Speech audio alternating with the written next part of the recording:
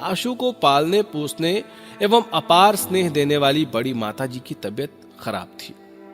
बार बार बुलवा रही थी। उस समय मेस की अनिवार्यता, छात्रावास की बड़ी फीस सहित अन्य कई मुद्दों पर लगातार बड़ा आंदोलन चल रहा था, जिसका प्रमुख रूप से नेतृत्व आशु ही कर रहे थे। एक तरफ मां की ममता की पुकार, तो दूसरी तरफ हजारों छात्रों के भविष्य और भरोसे का संकट था। द्वंद्व चल रहा था। उसी बीच आशु के ही नेतृत्व में सैकड़ों छात्रों के साथ मुख्यमंत्री आवास का घेराव करने जा रहे छात्रों पर हजरतगंज में पुलिस ने भयंकर लाठीचार्ज कर दिया। लगभग 10 से 15 छात्र नेता घायल हुए और जेल भेजे गए। उसमें आशु भी शामिल थे। लगभग सबको 10 दिन जेल में रहना पड़ा। उसी दौरान बड़ी मां के निधन की सूचना पर जमानत तो मिली, लेकिन इसके बाद भी अंतिम संस्कार के बाद ही वो गांव पहुंच पाए। एक बार छात्रों का आंदोलन चल रहा था और उस आंदोलन को मैं लीड कर रहा था। उसी दौरान में मेरी बड़ी माताजी, जिन्होंने मुझे पाला पोसा, पैदा तो नहीं किया था लेकिन उन्होंने मुझे पाला पोसा बचपन से, बहुत स्नेह था और मैं भी उन्हें बहुत स्नेह करता था। उनकी तबीयत ज़्यादा खराब हो गई।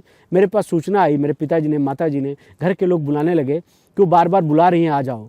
एक तरफ मेरे सामने वो पालने वाली माँ की पुकार थी बीमारी के वक्त, दूसरी तरफ छात्रों नौजवानों की यहाँ की पुकार थी जिसको मैं लीड कर रहा था। मैं सोचा कि अगर मैं यहाँ से चला गया तो लोग सोचेंगे कि आंदोलन बेच दिया अभिषेक सिंह आशु ने और समझौता कर लिया, झुक गया।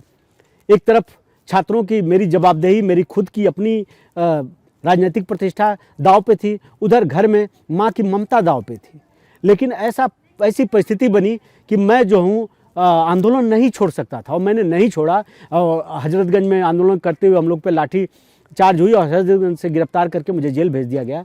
हम लोग जेल में थे। उसी दौरान सूचना आती है कि मैं करीब 10 दिन जेल में रहा था। उस दौरान सूचना आई कि मेरी बड़ी माताजी का देहांत हो गया और फिर जज से भी लोग, हमारे वकील लोगों ने अनुरोध किया जमानत देने के लिए। उसमें बहुत संघर्ष हुआ, काफ़ी दिनों जेल में रहा, मेरी जमानत नहीं मिल पाई। मैं 10 दिन बाद जेल से निकला था। तब तक माताजी की 13वीं से 2 दिन पहले पहुंचा था।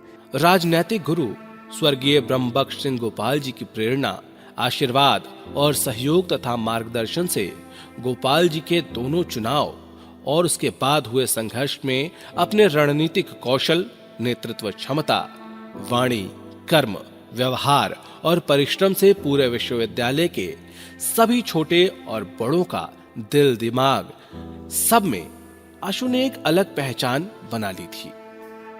सपा से टिकट नहीं होने के बाद भी बड़े अंतर से पहले चुनाव में ही जीतकर सन 2000 में सबसे कम उम्र, सिर्फ 21 साल में वो उपाध्यक्ष बन चुके थे। इस चुनाव में तत्कालीन थाना अध्यक्ष श्री रंगनाथ शुक्ल ने अपनी नौकरी दांव पर लगाकर आंदोलन के दौरान आशु पर लगे सभी गंभीर मुकदमों की धारा 307 में हुई गिरफ्तारी के बावजूद मेडिकल ग्राउंड पर रात में ही थाने से जमानत दी। उपाध्यक्ष चुने जाने के पूर्व और बाद में भी लगातार आशु छात्र हितों में संघर्ष करते, लाठी डंडा खाते, जेल जाते, निलंबित होते, निष्कासित होते रहे। छात्रावास खाली कराए जाने के विरोध स्वरूप आमरण अनशन किया और उपाध्यक्ष के पद से त्याग दे दिया। आगामी छात्र संघ चुनाव में आयु सीमा 25 किए जाने के विश्वविद्यालय के प्रस्ताव पर सभी छात्र नेता 2 गुटों में बंट गए थे।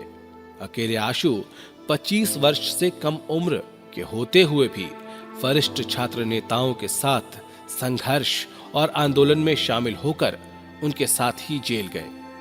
संघर्ष और सिद्धांत से समझौता कभी नहीं करने के कारण आशु अत्यंत लोकप्रिय हो गए और सन 2003 के चुनाव में हाईकोर्ट के वरिष्ठ और प्रसिद्ध वकील डॉक्टर LP मिश्रा जी के सहयोग से निष्कासन वापस कराकर नामांकन किया। इसके साथ ही सपा प्रत्याशी के रूप में पहला चुनाव ही भारी मतों से जीते और सबसे कम उम्र सिर्फ 24 साल में जीतकर छात्र संघ के अध्यक्ष हो गए। इस प्रकार दोनों चुनाव लड़ने और जीतने में छात्रों और पार्टी तथा गोपाल जी के अलावा श्री रंगनाथ शुक्ल जी और श्री LP मिश्रा जी का विशेष सहयोग और योगदान रहा।